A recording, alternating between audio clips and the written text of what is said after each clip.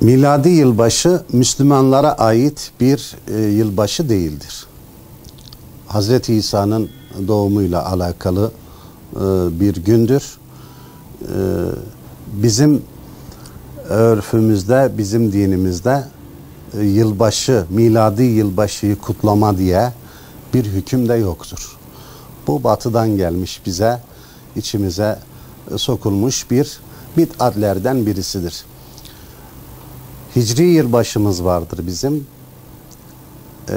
Yüce Rabbimizin Kur'an-ı Kerim'e de koyduğu aylarla ilgili Hicri yılbaşımız vardır. Hicri yılbaşımızı bile bir etkinlik, bir kutlama, dini bir emir anlamında kutlamak yine yoktur.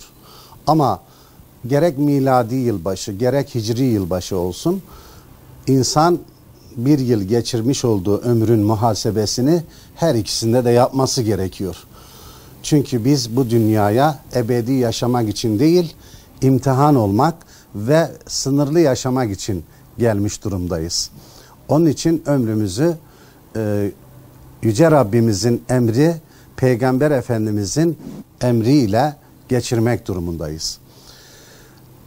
Yılbaşı kutlamalarının da dinimizde yeri yoktur. Özellikle hindi kesmek, insanlara o gece ikram etmek dinimizde bu anlamda, bu geceye mahsus herhangi bir öğreti, herhangi bir gelenek, herhangi bir örfümüz yoktur.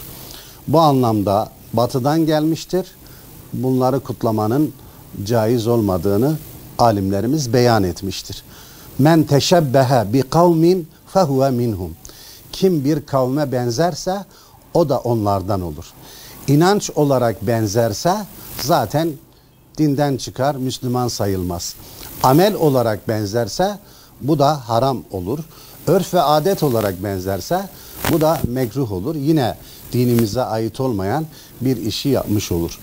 Müslümanların bu tür kutlamalardan uzak durması, bir senenin muhasebesini yapması, Allahu Teala'ya geçmiş senede nasıl bir kulluk ettiğinin hesabını kendi kendisine sorması gerekiyor.